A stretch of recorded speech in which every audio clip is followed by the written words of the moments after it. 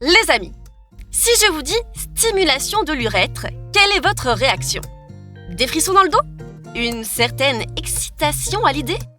Peu importe ce qui vous traverse l'esprit, permettez-moi de vous emmener dans un voyage sans préjugés pour en découvrir un peu plus sur l'urètre et les sensations qu'elle peut vous offrir.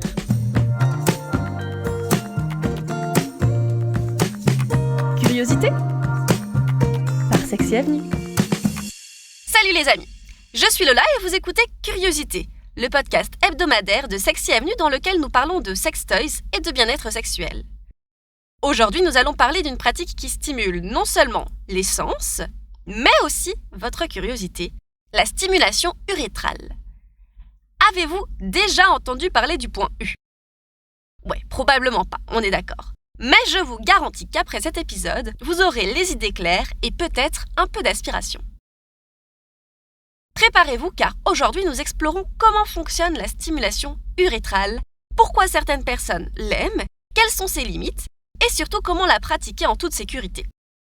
Alors que le voyage vers le plaisir commence! Ok, commençons par les bases. Qu'est-ce que c'est la stimulation urétrale?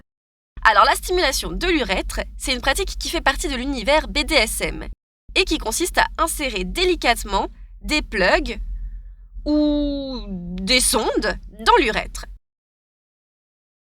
Et oui, nous parlons bien de cette zone qui transporte normalement l'urine de la vessie vers l'extérieur. Alors je sais, vous vous dites peut-être, mais on peut vraiment faire ça? Eh bien la réponse est oui, et sans king shaming les amis.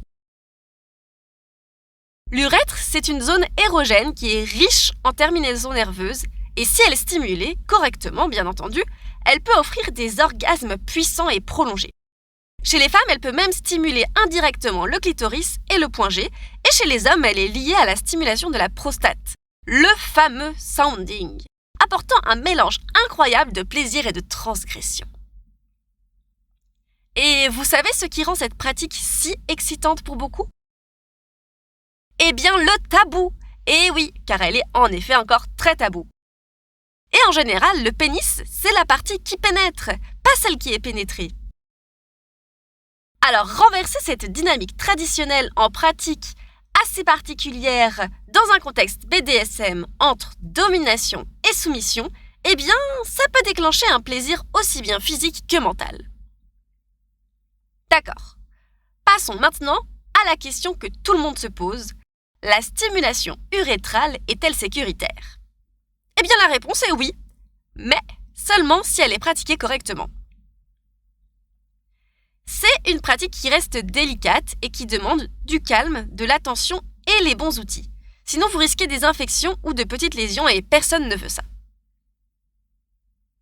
Voici donc les 5 étapes fondamentales pour une stimulation urétrale sécuritaire. Premièrement, utilisez uniquement des sextoys adaptés. On oublie les doigts, les stylos ou les pailles. Oui, il y a vraiment certaines personnes qui ont essayé.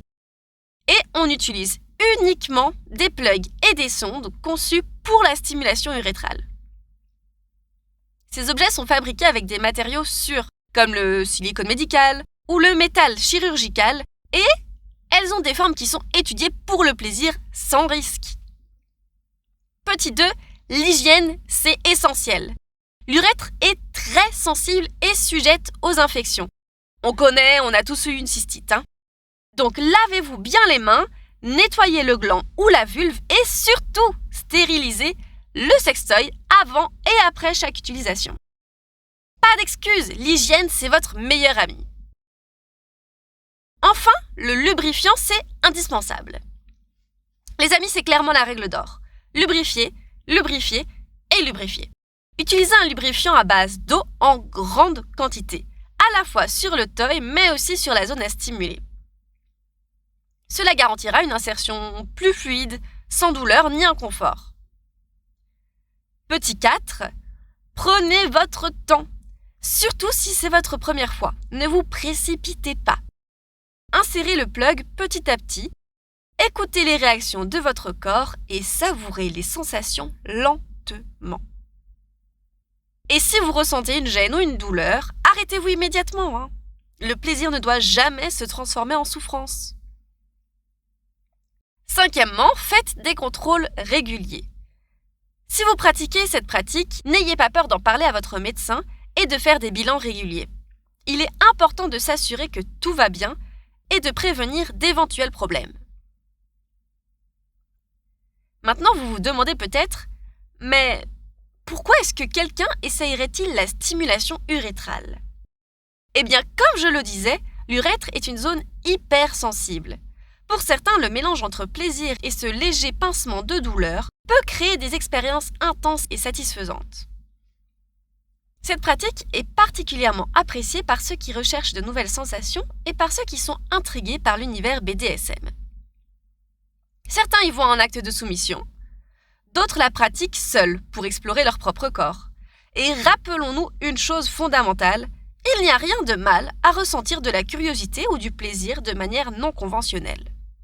La sexualité, c'est un voyage personnel. Et chaque exploration nous rapproche un peu plus de notre plaisir. Alors qu'avons-nous appris aujourd'hui ? Que l'urètre, ce petit canal souvent oublié, peut devenir une puissante zone érogène si elle est stimulée de la bonne manière. Que ce soit pour le jeu, pour la transgression ou par simple curiosité, la stimulation urétrale peut offrir des expériences incroyables. Mais elle doit être abordée avec respect, calme et surtout en toute sécurité.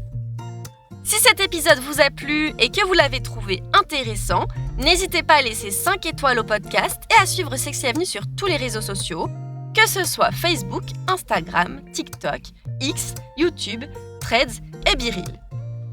Vous y trouverez toutes nos nouveautés et conseils sur les sextoys, les pratiques sexuelles et les relations. Je vous dis à la semaine prochaine pour un nouvel épisode de Curiosité, votre podcast préféré signé Sexy Avenue.